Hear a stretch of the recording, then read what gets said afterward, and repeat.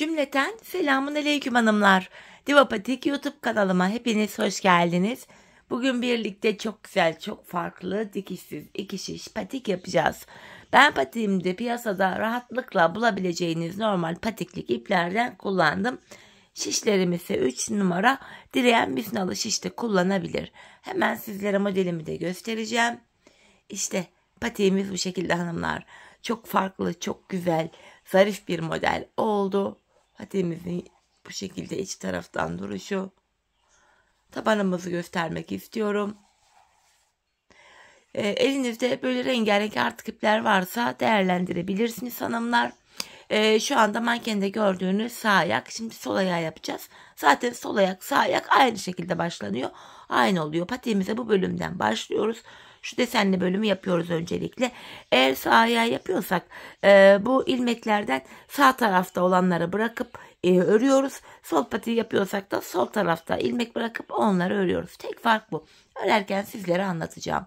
Hemen patiğimize başlayalım hanımlar. 38, 39, 37, 38 ve 39 numara ayaklar için uyumlu oldu patiğimiz. İpimin ucunda bir miktar bir ip bırakıyorum. Şöyle kalem ipimle başlayacağım.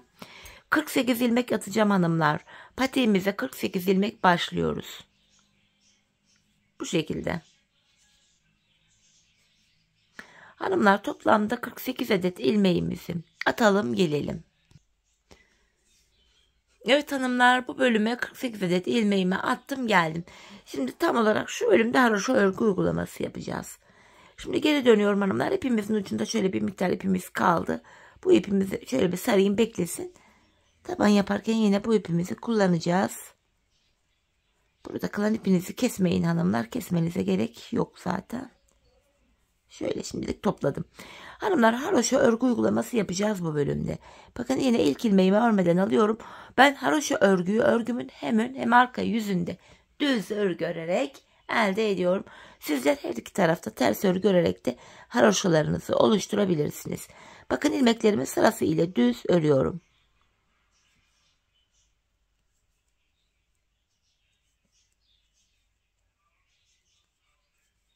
Bu şekilde hanımlar düz olarak ilmeklerimizi örüyoruz. Bakın haroşa örgü düştü bu şekilde. Sıra sonuna kadar düz olarak örelim gelelim. Sıra sonuna kadar ilmeklerimi ördüm hanımlar. Şimdi geri dönüyorum. Geri döndük, ön yüzdeyiz. Ön yüzde olduğumuzu şöyle kabul ediyorum. Şu başlangıç ipimiz eğer sol taraftaysa ön yüzdeyiz demektir. Şöyle baktığımızda ön yüzde hanımlar bir diş haroşamız oluştu. Ön yüzde ve arka yüzde ilmekleri örünce bir diş haroşa oluşuyor. Yine haroşalara devam ediyoruz. İlk ilmeğimi kenar ilmeğimi örmeden aldım. Yine ilmeklerimi sıra sonuna kadar düz olarak öreceğim. Yani haroşaya devam edeceğim. Bu şekilde hanımlar. Biz bu haroşa örgüye bakın, ön yüzde şurada bir diş haroşamız görünüyor. Burada 3 diş haroşa olana kadar devam edeceğiz. Şimdi hep birlikte 48 ilmek ile 3 diş haroşamızı örelim gelelim, ardından modelimize başlayacağız. Evet hanımlar, 3 diş haroşamı ördüm geldim. Bakın şu 1, şu 2, şu da 3. Şimdi ön yüzdeyiz. Modele geçmeden önce tam olarak bu bölümü yapacağız. İlmekleri ön yüzde düz, arka yüzde ters 2 sıra öreceğiz. Şu an ön yüzdeyim. Kenar ilmeğimi örmeden aldım. İlmeklerimi sırası ile düz olarak örüyorum. Bu şekilde. Hanımlar, sıra sonuna kadar ilmeklerimizi düz olarak örelim gelelim. Sıra sonuna kadar ilmeklerimi düz ördüm hanımlar. Şimdi geri dönüyorum, arka yüzdeyim. Arka yüzde de kenar ilmeğimi örmeden alıyorum. İlmeklerimi sırası ile ters örüyorum. Bu şekilde ön yüzde düz, arka yüzde ters 2 sıra ilmeklerimizi örüyoruz hanımlar. Sıra sonuna kadar ilmeklerimizi ters olarak örelim gelelim. İlmeklerimizi ters ördüm hanımlar. Şimdi ön yüzdeyiz. Renkli ipimizi ekleyeceğiz. Modelimizi yapacağız. Bu modelimiz 4 sıradan oluşuyor. Ön yüzde şimdi ilk sırasını yapacağız. Gayet kolay da bir yapılışı var. İp geçişi olduğu için hanımlar bu defa ilk ilmeğimi örerek başlıyorum. Hemen yanındaki ikinci ilmeğimi de yine öreceğim. Ardından bu renkli ipimin ucunu buraya bağlayacağım şöyle. Kendisine düğümlüyorum. Modelimizde hanımlar ön yüzde birinci sıradayız. şöyle ipimin ucunu bağladım kendisine. Bu aşamada hanımlar ilmeklerimizi bu sarı ipimiz ile sıra sonuna kadar düz olarak örüyoruz. Bu şekilde tamamen düz örgü yapıyoruz. Modelimizin birinci sırasında. Sıra sonuna kadar ilmeklerimizi düz örelim gelelim. Sıra sonuna kadar ilmeklerimi düz ördüm geldim hanımlar. Şimdi geri dönüyorum. Arka yüzdeyim. Arka yüzde de kenar ilmeğimi örmeden alıyorum. Modelimizde ikinci sıramız. Yine ilmekleri düz öreceğiz. Bu renkli sarı ipimiz ile bir diş haroşa düşecek böylece. Yine arka yüzde de ilmeklerimi düz örüyorum. Bu şekilde hanımlar şöyle ön yüze baktığımızda ön yüze bir diş haroşamız düşüyor. Yine sıra sonuna kadar ilmeklerimizi düz örelim gelelim.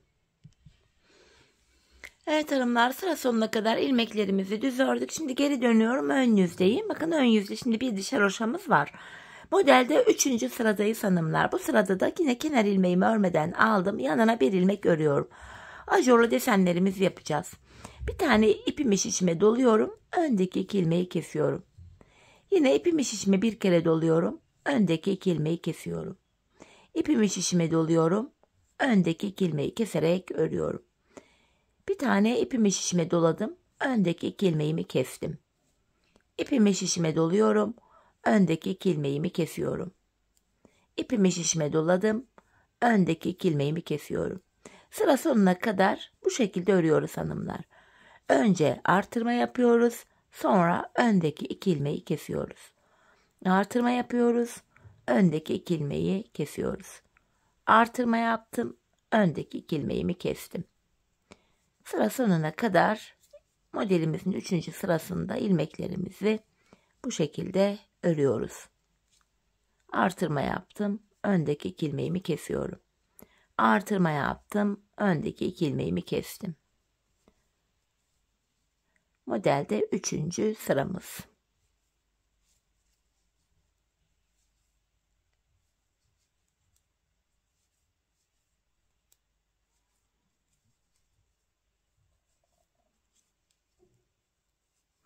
Tekrar artırma yapıyorum. Öndeki 2 ilmeğimi kestim.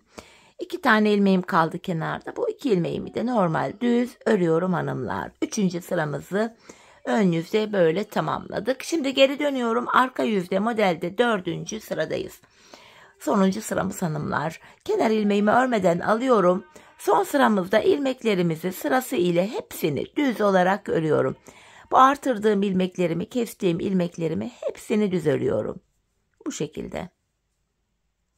Sıra sonuna kadar hanımlar ilmeklerimizin tamamını düz olarak örelim gelelim. Sıra sonuna kadar ilmeklerimi düz ördüm hanımlar. Geri dönüyoruz ön yüzdeyiz. Bakın ilk modelimizi tamamladık. İlk modelimiz ortaya çıktı hanımlar. Şeklimiz bu. Şimdi ilk modeli bitirdik. Model arasında ön yüzde düz, arka yüzde ters 4 sıra öreceğiz. Şimdi renkli ipimi bırakıyorum. Krem ipime geçiyorum. Artık devamında farklı renk kullanacağım için sarı ipimi de keseceğim hanımlar artık burada. Hemen ilk 2 ilmeğimi krem ipimle ördükten sonra sarı ipimi keseceğim. Hani sizler burada aynı renk iple devam edebilirsiniz. İpinizi kesmenize gerek yok o zaman. Ben ip değişikliği yapacağım için şöyle rengarenk yapacağım çünkü. Şimdi ilmeklerimiz hanımlar ön yüzdeyim. Sıra sonuna kadar bu şekilde düz olarak öreceğim. Şu sarı ipimin ucunda gizleyerek götürüyorum. Hanımlar model arasında toplamda 4 sıra öreceğiz. Şimdi ön yüzdeyiz. İlmeklerimizi sıra sonuna kadar düz öreceğiz. Arka yüzde ters öreceğiz krem ipimizle. Tekrardan ön yüzde düz, arka yüzde ters. Bu şekilde hanımlar bakın model aralarında 4 sıramız var. 4 sıra bu şekilde örelim gelelim. Ardından ikinci modele başlayacağız. Evet hanımlar modelimden sonra ön yüzde düz arka yüzde ters 4 sıra krem ipimle ördüm geldim. Şimdi bu ikinci modele başlayacağız. Bu defa farklı renk kullanacağım yeşil. İlk modeli nasıl yaptıysak ikinciyi de aynı şekilde yapacağız hanımlar. Öncelikle yine ilk modelde olduğu gibi burada da şöyle renkli ipimi ekliyorum. Yeşil ipimi ip geçişi olduğu için yine ilk ilmeğimi örerek başladım. Hemen bir ilmek daha ördükten sonra yeşil ipimin ucunu şurada kendine bağlayacağım. Patiğimiz sökülmesin diye düğümlemeyi unutmuyoruz. Hanımlar ilk modelde olduğu gibi bu ikinci modelde de yine ön yüzde ilmeklerimizin hepsini sırasıyla düz olarak öreceğiz. Şu ipimin ucunda gizleyerek götüreyim. Bu şekilde. İlk sırada modelimiz 4 sıradan oluşuyordu. İlk sırasında hanımlar ilmeklerimizi sıra sonuna kadar düz olarak örelim. Arka yüzde de yine düz olarak örelim. Ön yüze renkli yeşil ipimizle bir diş haroşa düşecek. Bu şekilde örelim gelelim. Evet hanımlar, ön yüzde ve arka yüzde ilmeklerimi düz ördüm geldim. İlk iki sırasını modelin tamamladık. İlk iki sırada böyle haroşa yaptık. Modelde 3. sıramız hanımlar, yine aynı şekil devam edeceğiz. İlk modelde olduğu gibi kenar ilmeğimi örmeden alıyorum. Yanına bir ilmek örüyorum. Hemen ardından ajur yapıyorum. Yani artırdım. Öndeki iki ilmeği kesiyorum. Artırıyorum. Öndeki iki ilmeğimi kesiyorum. Artırıyorum. Öndeki iki ilmeğimi kesiyorum. Artırıyorum. Öndeki iki ilmeğimi kesiyorum.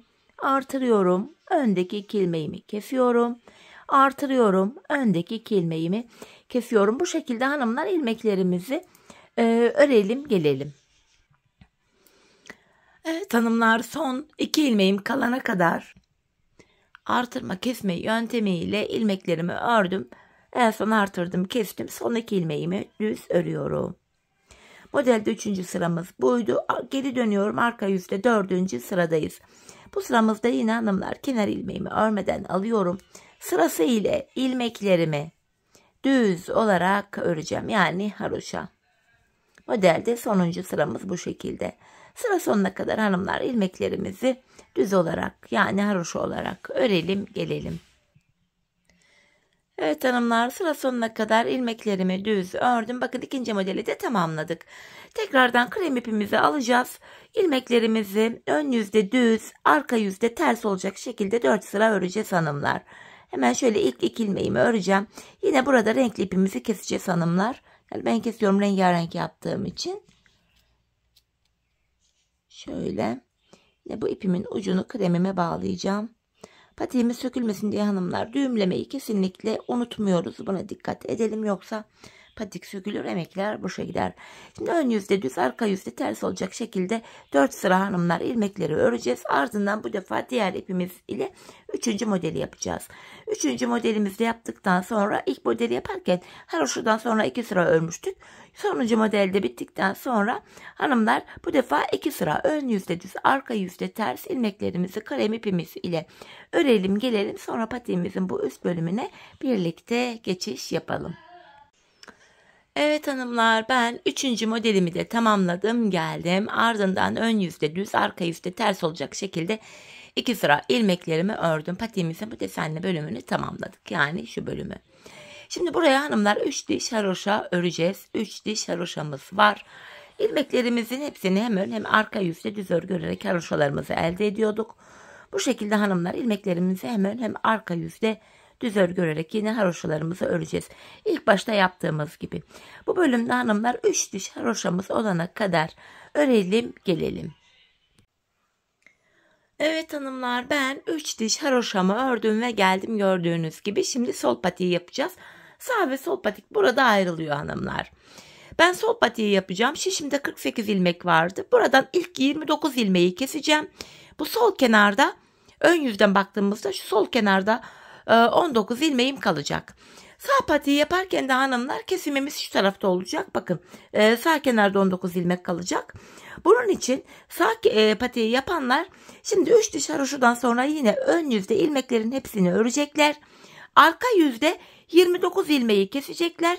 Kalan 19 ilmek bakın sağ tarafta kalmış olacak. Arka yüzden 29 ilmek kesince şöyle ön yüze baktığımızda ön yüzde bu sağ tarafta 19 ilmek kalacak. Bu 19 ilmek üzerinden örecekler. Sağ patik bu şekilde. Şimdi sol patiği yapanlar da benimle aynı şekilde şu anda yaptığımız gibi yapacaklar. 19 ilmek sol kenarda kalacak. Sağ patikte bu kenardaki şurası 19 ilmekten oluşuyor hanımlar. Bu bölüm 19 ilmek. Sağ kenarda sağ tarafta olacak. Sol kenarda sol tarafta. Sağ kenarda olması için tekrar ediyorum. Yine 3 diş haroşadan sonra ön yüzde ilmekleri örüyorsunuz. Arka yüzde ilk 29 ilmeği kesiyorsunuz. Son 19 ilmek üzerinden sağ kenara haroşaları yapıyorsunuz. Şimdi ben burada hanımlar ilk 29 ilmeğimi keseceğim. Sol tarafta 19 ilmeğim kalacak böylece. İlmeklerimi ikişer ikişer toplayarak kesiyorum. Sıkı bir kesim yapmayalım hanımlar. Bu kesim yaptığımız yerler bilek bölümüne denk gelecek. Hani çok gevşek değil, çok sıkı da değil, orta halli bir kesim yapacağız hanımlar. Bu şekilde toplam 29 ilmek keseceğiz. Yani sol tarafta 19 ilmek kalana kadar. Şişimizde 48 ilmek vardı. 29 ilmek kesince diğer tarafta 19 ilmek kalacak. Şöyle keselim. Sonra kalan ilmekler üzerinden sayarız. İkişer ikişer toplayarak kesimimi gerçekleştiriyorum.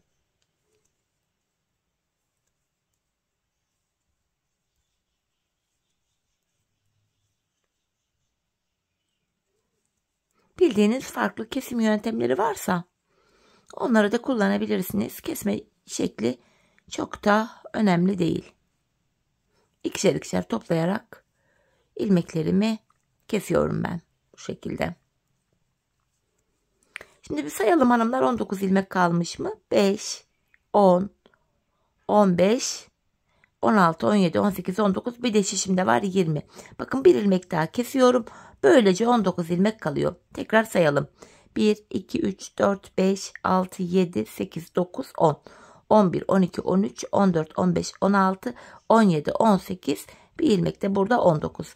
Şimdi bu 19 ilmekle haroşalarımızı öreceğiz. Sağ kenarı yapanlar da geri döndüklerinde arka yüzde kesim yapıyorlar.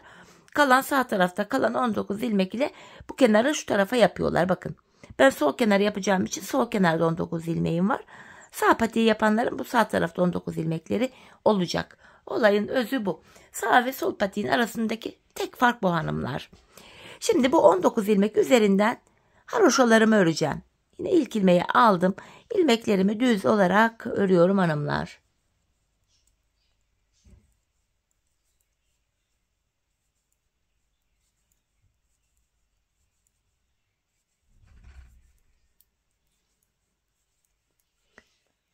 Bakın sonuncu ilmeğimi de ördüm. Şimdi geri dönüyorum, arka yüzdeyim. Yine haroşa buralar. Hem arka yüzde ilmeklerimi düz örerek haroşalarımı oluşturmaya devam ediyorum. 19 ilmek üzerinden haroşamızı örüyoruz hanımlar. Patiğimizin kenarını yapıyoruz. Bu şekilde. Tekrar geri döneceğiz. Yine haroşalara devam edeceğiz. Şu kenardaki haroşaların tamamını saydığımızda bakın şurada kremleri sayıyorum. 1, 2, 3, 4 diş haroşa olmuş. Hanımlar ben bu patiğimin şu kenarına toplamda 28 diş haroşa ördüm. Şu örgü olduğu için zaten patiğimiz esnek bir yapıya sahip, ayağa oturan bir model. Hani örerken bunu da göz önünde bulundurun. Dediğim gibi burada bakın 4 diş haroşa olmuş. Toplamda burada 28 haroşamız olana kadar örelim gelelim hanımlar. Ardından birlikte patiğimizin tabanına geçiş yapacağız. Evet hanımlar, bu kenara toplamda 28 diş haroşamı ördüm geldim. Diğer sağ kenarda da burada da 28 diş haroşam vardı zaten. Eşit bir şekilde ördüm. Şimdi patiğimizde bu kenardaki ilmeklerimizi keseceğiz. Sağ patiği yapanlar da yine aynı şekilde ilmeklerini kesecekler. İkişer ikişer toplayarak ilmeklerimi kesiyorum. Yine çok sıkı bir kesim yapmıyorum. Patiğimizin arka bölümünü yaparken kesim yaptığımız yerlerden ilmekler çıkararak arkasını öreceğiz çünkü. Böyle ilmeklerimi ikişer ikişer toplayarak kesiyorum.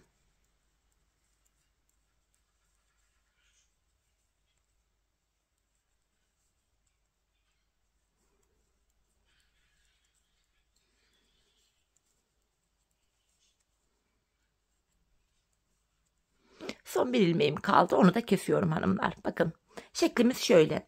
Sağ patiği yapanların da şekilleri gene şöyle bakın V şeklinde oluyor. Tek fark şu, bu desen sağ tarafta oluyor bu renkli bölüm. Haroşalı bölüm de sol tarafta oluyor. Böyle V şeklinde. Şimdi patiğimizin şu kenarlarından ilmekler çıkaracağız hanımlar. Sağ patiği yapanların bu ipi bakın şu kenarda kaldığı için bu ipin ucuna ip ekleyerek ilmek takıp devam edebilirler. Çünkü bu ip şöyle kenarda olacağı için bu ipi kullanabilirler. Fakat bu sol patik olduğu için bu ipi kullanmıyoruz. Hani ben de sol tarafı ilk defa sizinle yaptığım için görüyorum. Buradan devam edeceğim hanımlar. Herhangi bir ilmek kesip takmadan. Burada bakın sıradaki kenar ilmek yerlerine girerek kenarlardan Şu kenardan V şeklindeki kenardan ilmek çıkaracağız. Sağ patiği yapanlar da bakın şöyle şekli V olarak koyacaklar. Hemen şu kenardan itibaren ilmekleri takacaklar. Buraya kadar gelecekler. Devamında diğer kenar dahil patiklerinde bu kenarın ilmeklerini çıkaracaksınız hanımlar. Devam edelim. Bakın şurada kesim yaptığım ilmek bir ilmek daha çıkarttım 2. Sırasıyla kenar ilmek yerlerine girerek bu şekilde ilmekler çıkartıyoruz hanımlar. Hatta sayarak gidelim çünkü ilmekler sayıyla çıkacak. 4, 8, 9 ilmek olmuş. 10, 11, 12, 13, 14, 15, 16, 17, 18, 19, 20. 20 ilmeğimi çıkarttım. Hanımlar hatırlatmak isterim, bu aşamada misinalı şiş de kullanabilirsiniz ama dediğim gibi ben misinalı şişlerle zorlandığım için yine bu uzun şişle yapmaya devam edeceğim. 20 ilmek çıkartmıştım. Devam ediyorum. 21, 22, 23, 24, 25, 26, 27, 28, 29, 30, 31, 32, 33, 34, 35, 36, 37, 38, 39. Devam ediyorum. 40, 41, 42, 43. Devam edeceğim hanımlar. Diğer tarafa geçiyorum. 44, 45, 46, 47, 48, 49, 50, 51, 52, 53, 54, 55, 56, 57, 58, 59, şu 60. Devam edeceğim yine ilmeklerimi çıkartmaya. 61, 62, 63, 64, 65, 66, 67, 68, 69, 70, 71, 72, 73, 74, 75, 76, 77, 78, 79, 80. Bu uca kadar çıkaracağım daha. 81, 82, 83, 84, 85, 86, 87, 88, 89. Buradan toplam 90 ilmek çıkartmıştım hanımlar. Yine aynı şekilde 90 ilmek çıkartmaya çalışıyorum. Şu 89 kenarı biraz sık olduğu için şöyle tığ yardımı ile buraya 90 ilmek sığdırmam lazım. Çünkü diğerinden de 90 ilmek çıkartmıştım. Şu kenara son kez girerek bir ilmek de buradan çıkarttım. 90. Toplamda şişimize 90 adet ilmeğimizi çıkarttık. Bu şekilde. Şimdi geri dönüyorum hanımlar. Haroşa örgüyle devam edeceğiz artık. Bu kenardaki ilk ilmeğimi örmeden alıyorum. Bu aşamada ilmeklerimi düz örüyorum hanımlar. Şu an arka yüzdeyim. Ön yüze böylece bir diş haroşa daha düşecek. Bu 90 ilmeğimi sırasıyla düz olarak örüyorum. Hanımlar sıra sonuna kadar yine ilmeklerimizi bu şekilde düz olarak örelim gelelim. Evet hanımlar, sıra sonuna kadar ilmeklerimi ördüm geldim. Artık buradaki ipimizi sağ patikteyken kullanmıştık ama sol patikte gerek kalmadı. Hemen şu ipimi şuradan keseceğim. Bu ipimi şöyle düğümleyerek arkaya gizleyeceğim hanımlar. Şöyle sıkılayarak şu aralardan geçirerek şöyle.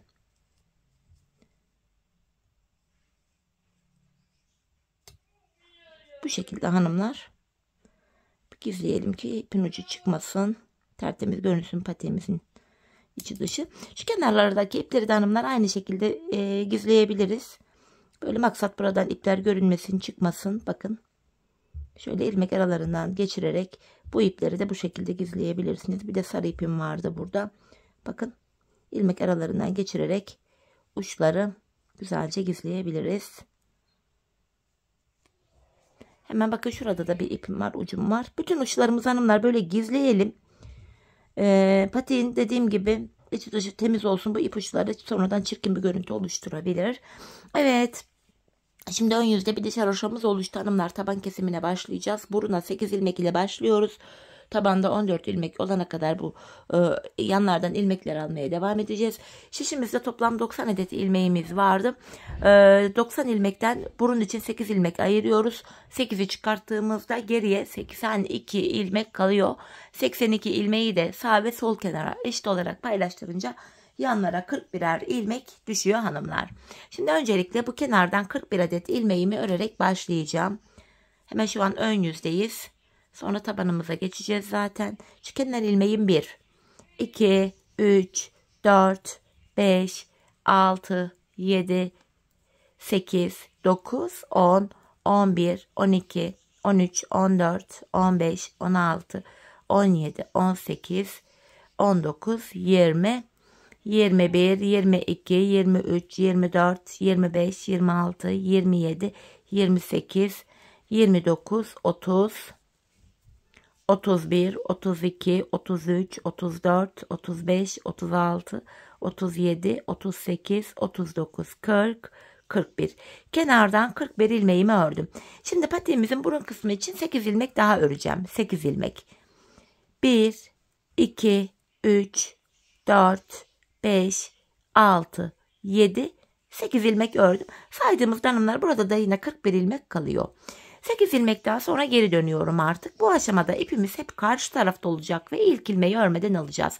Burun kısmındaki 8 ilmeğimi öreceğim. İpim karşıda, ilk ilmeği örmeden aldım. Şu ikinci ilmeğim 3, 4, 5, 6, 7, 8.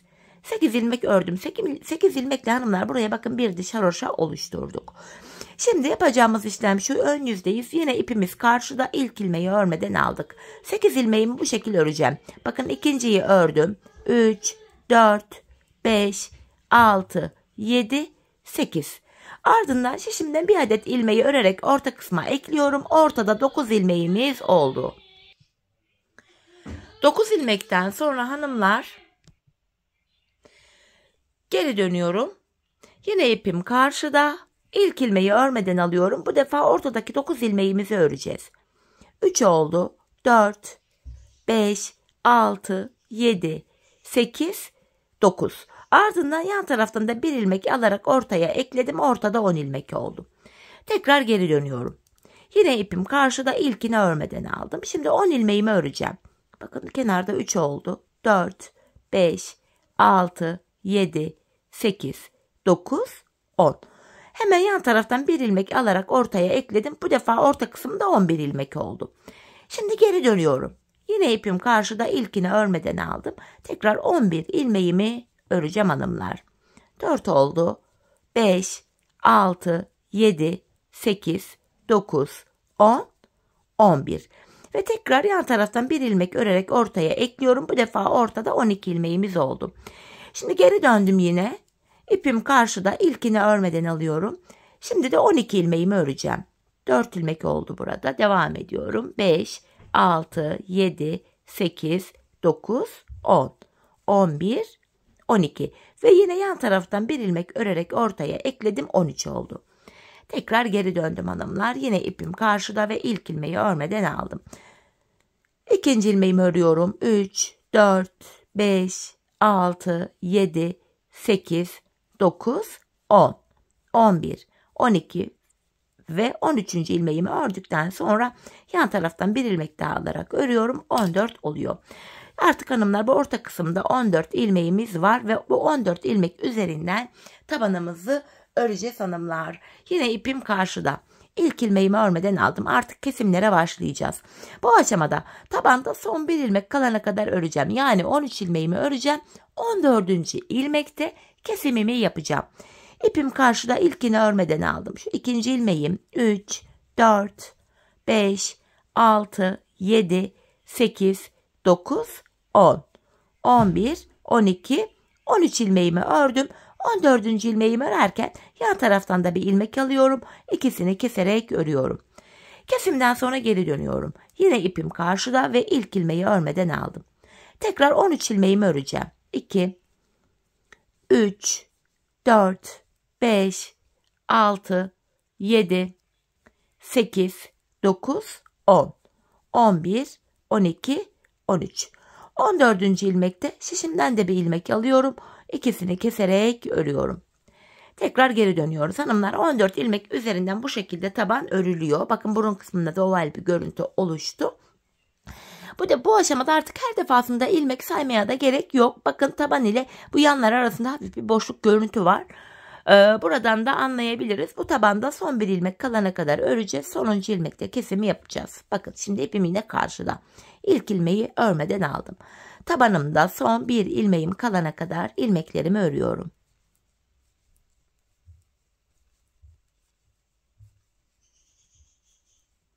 Bakın bir ilmek kaldı hanımlar. Tabanda son ilmek kaldı. Bunu örerken şişimden de bir ilmek alıyorum. İkisini keserek ördüm.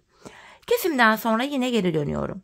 Tekrar ipim karşıda. Bakın hanımlar taban ile bu yan taraf arasında ilmekleri şöyle açtığımız anda bir boşluk görüntü var. Ayrık bir yer var. Burada tabanda yine son bir ilmek kalana kadar öreceğim. İpim karşıda, ilk ilmeği örmeden aldım. Yine burada tabanda son bir ilmeğim kalana kadar örüyorum. Hani her defasında ilmek saymayalım. Bakın tabanda son bir ilmek kaldı. Bu sonuncu ilmeği örerken yan taraftan da bir ilmek alıyorum. İkisini kesiyorum. Kesimden sonra geri döneceğiz yine. Tekrardan 13 öreceğiz. 14'te kesim yapacağız. Tabanımız 14 ilmek üzerinden bu şekilde örülecek hanımlar. Biz bu işleme sağ ve sol şişimizde yani buralarda son 3'er ilmek kalana kadar devam edeceğiz. 14 ilmek üzerinden bu şekilde öreceğiz. Şimdi hep birlikte sağ ve sol şişimizin şu kenarlarında son 3'er ilmek kalana kadar patiğimizin taban kısmını sizlere tarif ettiğim gibi örelim gelelim hanımlar. Evet hanımlar, her iki şişimin kenarında da bakın 3'er ilmek kalana kadar patiğimin tabanını 14 ilmek olarak ördüm geldim. Şimdi yine kesimlerimiz olacak. Şu 3 ilmeğimi önce bir şişime alayım şöyle sağ şişime. Öncelikle hanımlar yine ipim karşıda, ilk ilmeğimi örmeden aldım. Tabanımda yine son bir ilmek kalana kadar öreceğim.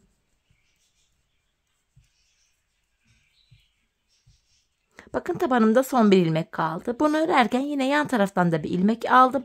İkisini keserek örüyorum. Bakın burada son 2 ilmek kaldı. Kesimden sonra yine geri döndüm. Şimdi burada da kesim yapacağız hanımlar. Yine ipim karşıda, ilk ilmeği örmeden aldım. Hemen yanındaki ikinci ilmeğimi örüyorum.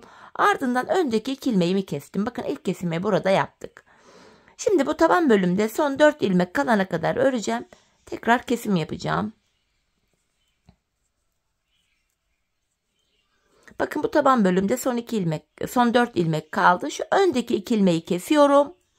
Yanındaki bir ilmeği düz ördüm. Sonuncu ilmeğimi örerken yine şişimden de bir ilmek alıyorum. İkisini kesiyorum. Tekrar geri döndüm. Bu defa yanlarda 2'şer ilmeğimiz kaldı. Şimdi tekrar tabanımda yine son bir ilmek kalana kadar öreceğim. İpim karşıda, ilkini örmeden aldım.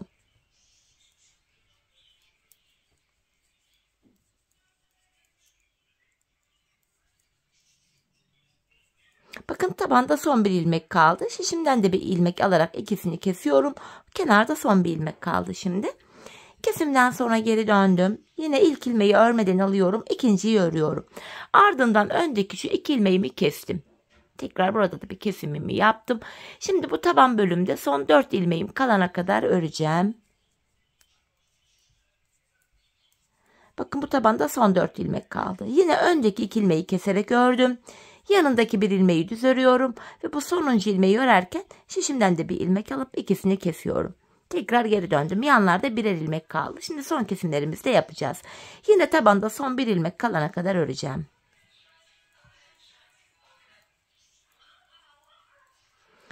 Bakın burada son bir ilmeğim kaldı. Hemen yanındaki ilmekle birlikte keserek örüyorum bunu. Tekrar geri döndüm. İpim karşıda, ilkini örmeden alıyorum. Ve hemen öndeki 2 ilmeği kesiyorum hanımlar. Tekrar şu tabanda son 4 ilmek kalana kadar öreceğiz. Yani şu öndeki 2 ilmeği de örüyorum. Ardından bu 2 ilmeği keserek ördüm. Yanındaki bir ilmeği düz örüyorum. Ve sonuncu ilmeği örerken yanındaki ilmeği de alıyorum. İkisini kesiyorum.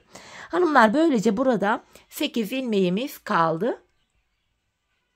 8 ilmek üzerinden artık patiğimizin hanımlar hemen göstereyim. Şu arka bölümünü öreceğiz. Bu bölümü.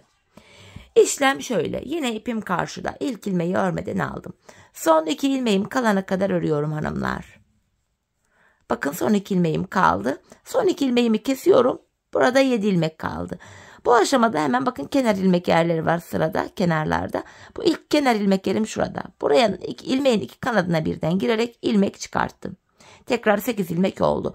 Bu şekilde hem arka bölüm örüyoruz hem de bir arka bölümü kenarlara eklemiş oluyoruz. Tekrar geri dönüyorum. İpim karşıda, ilk ilmeği örmeden aldım. Diğer ilmeklerimi örüyorum. Son 2 ilmek kalana kadar. Bakın son 2 ilmeğim, ikisini keserek örüyorum.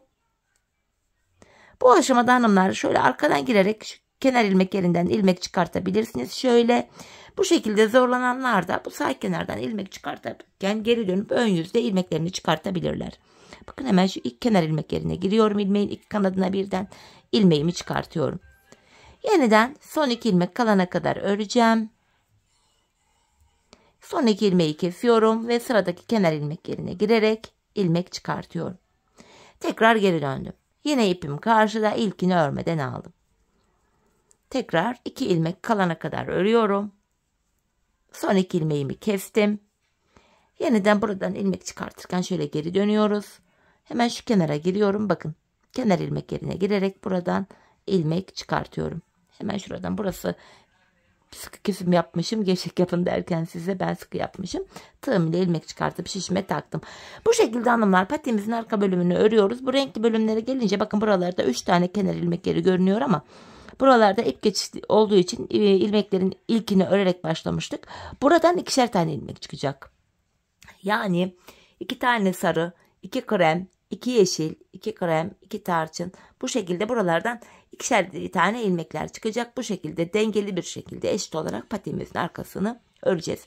Şimdi son kenar ilmek yerlerine gelene kadar, yani şuralara gelene kadar patiğimizin arka bölümünü tamamlayalım, gelelim. Evet hanımlar, patiğimin arka bölümünü ördüm geldim 8 ilmek ile bu şekilde. Son kenar ilmek yerlerine gelene kadar yaptım. Şimdi ilmeklerimi ikişer ikişer toplayarak kesiyorum.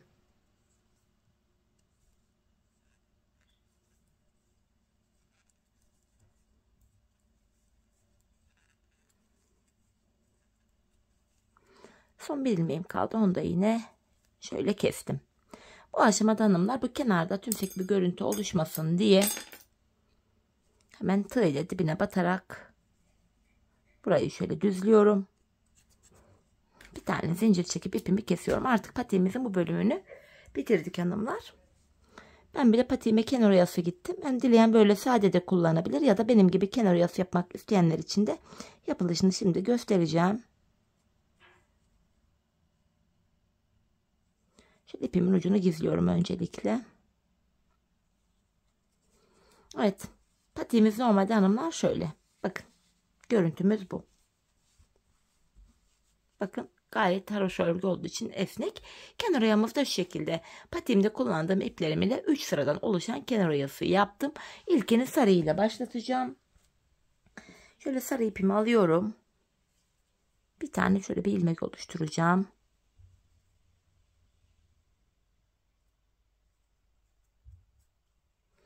Hemen bu arka bölümü bitirdiğimiz yerden şöyle ilmeğimi sabitleyerek başlayacağım hanımlar. Hemen şuradan ilmeğimi sabitliyorum. Hanımlar, kenar oyamızın ilk sırasında sık iğne yapıyoruz. Yani sıradaki kenar ilmek yerine girerek şöyle ilmek çıkartıyoruz. Sık iğnemizi yapıyoruz. Bu şekilde.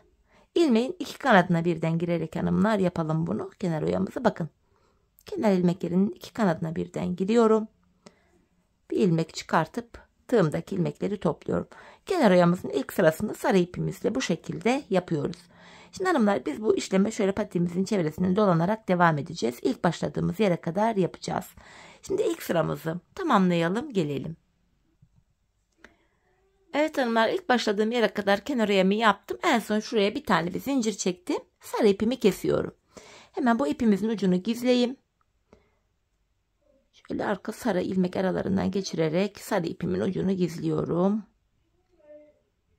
3 sıradan oluşuyor hanımlar kenar oyamız. Şimdi ikinci sırasını yapacağız. Bir diğer rengimizi kullanacağım. Bakın sırası ile şimdi de yeşilimi kullanacağım.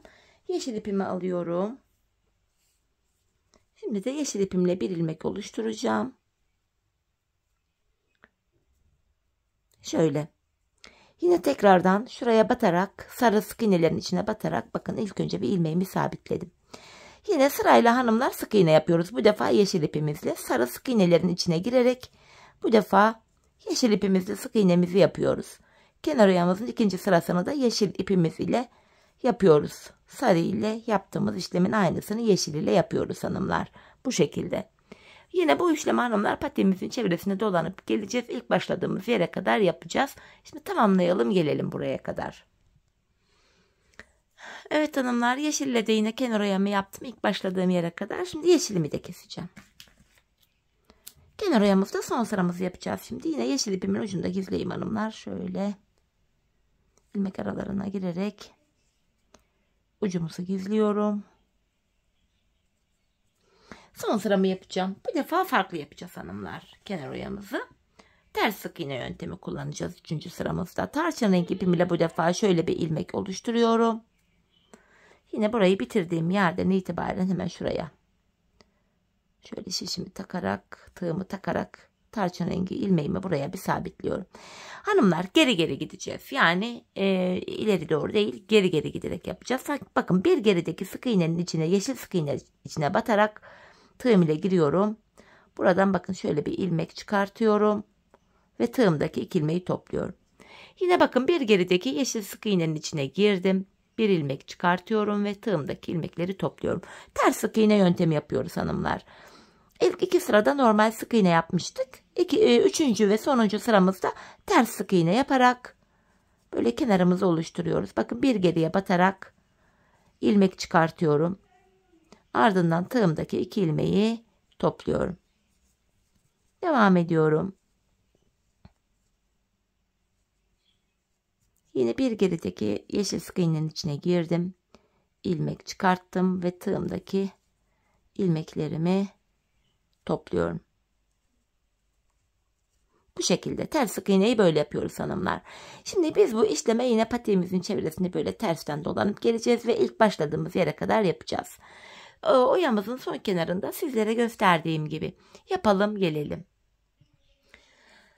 Evet hanımlar, ters sık iğnemi de yaptım, geldim ilk başladığım yere kadar getirdim. Yine buraya bir zincir çekip artık ipimi kesiyorum. Patiğimizi bitirdik hanımlar.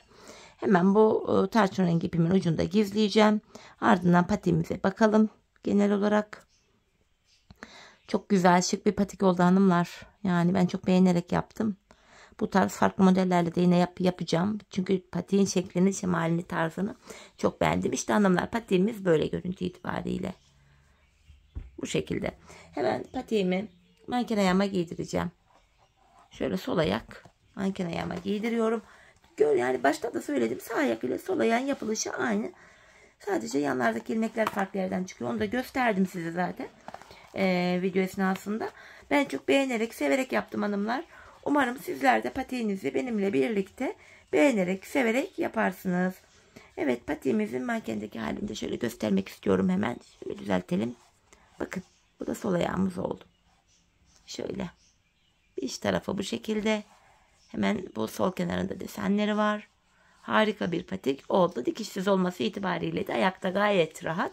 Çünkü ister istemez dikişli patiklerde dikişler ayağı böyle rahatsız edebiliyor. İşte hanımlar, sağ ve sol ayak olarak patiğimizi bu şekilde ördük. Çok güzel, çok şık, zarif bir patik oldu. Ben çok beğenerek yaptım. Evet hanımlar, yine birlikte güzel bir modelin daha sonuna geldik. Umarım sizlere faydalı, hoş, güzel bir video olmuştur. Yeni modellerde, yeni videolarda buluşmak dileğiyle. Şimdilik hoşça kalın, sağlıcakla kalın.